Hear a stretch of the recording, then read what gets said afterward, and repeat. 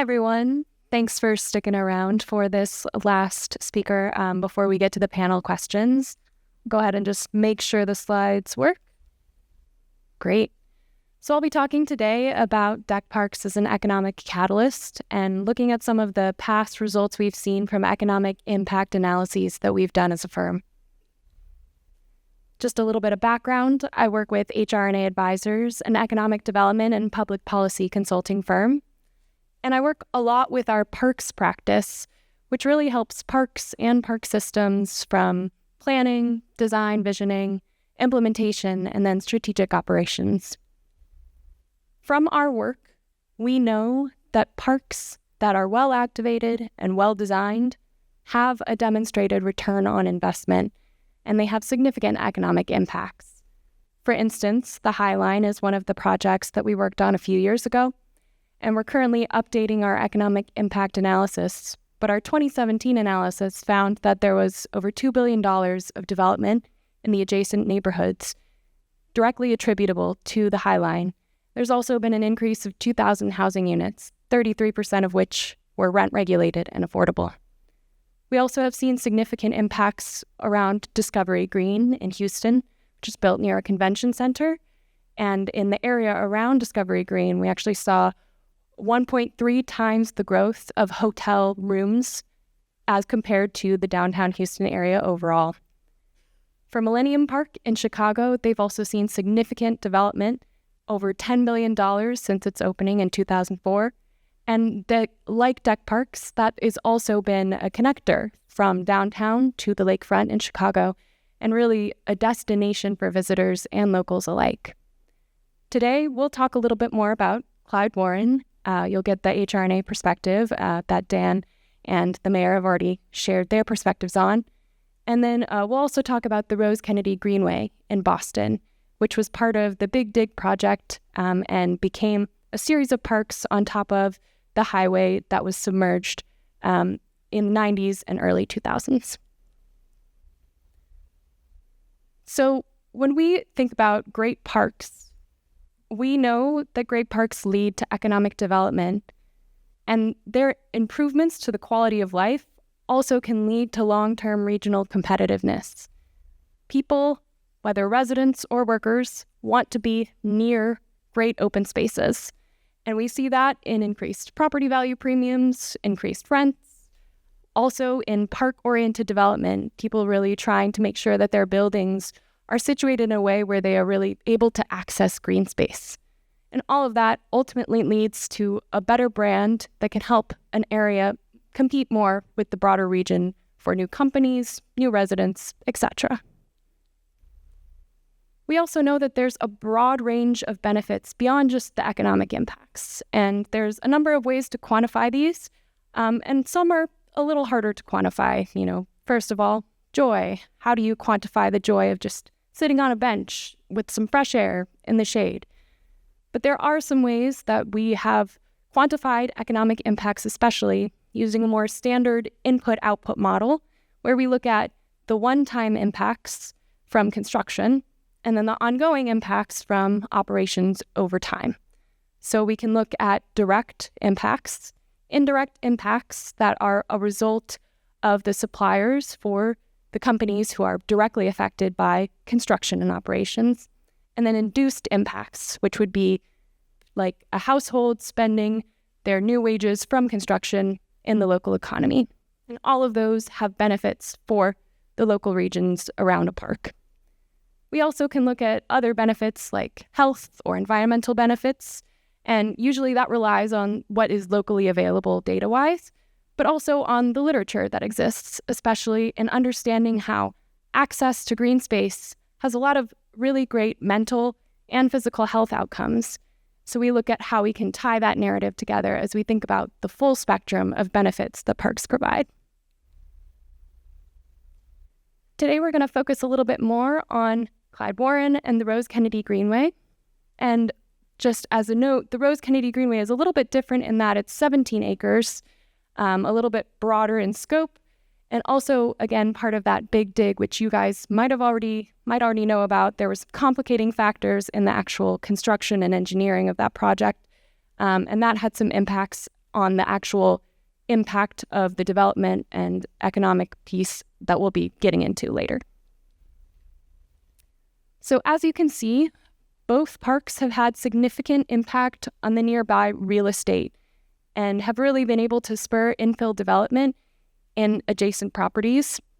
In Klyde Warren, we see that the area a quarter mile around the park has grown 5 times as much as comparable areas like downtown and uptown and the Oak Lawn area. For Rose Kennedy, we see that over time, there's been twice as many residential units developed in that area quarter mile around Greenway compared to downtown Boston overall. Again, pointing to the fact that people want to be near parks and they will spur development because of that desire. That also translates into real estate value premiums and rent premiums. And so for Klyde Warren, we actually did a study a few years ago that looked at the value of the Dallas park system as a whole. And as part of that, looked at Klyde Warren and its particular impacts as a signature park in Dallas. And we found that within the half mile around Klyde Warren, a 6% value premium was probably a conservative estimate that could be directly attributable to the park. Within 750 feet, we found a 13% value premium. And overall, over the last 12 years, there's been 212% increase in property values just in that public improvement district around Klyde Warren.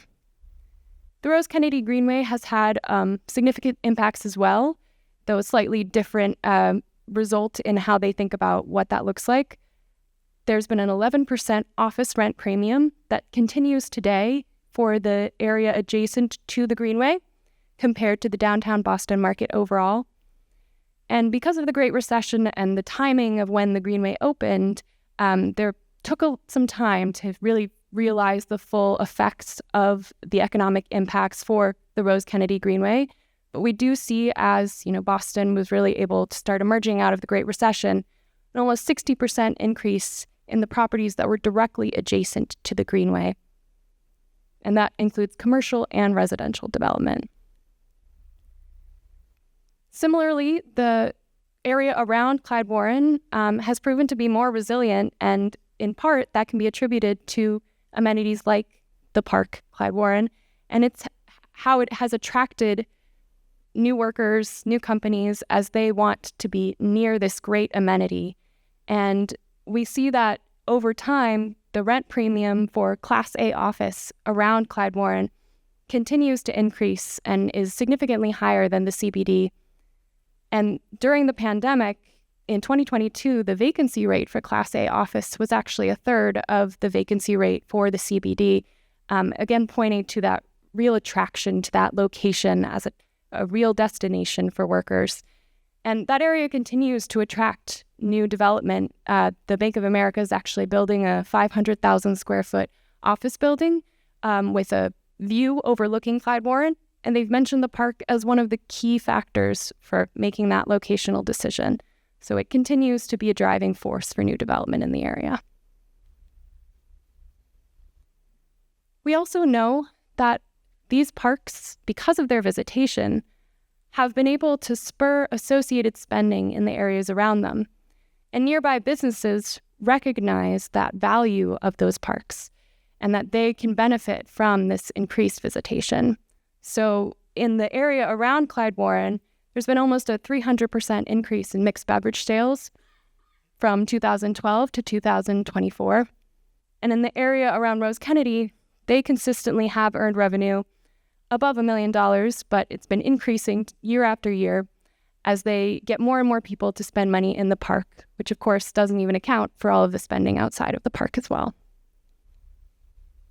An increased spending and those increased property values often provide increased tax revenues. So sales tax revenues, property tax revenues, and those can be used for a number of community priorities.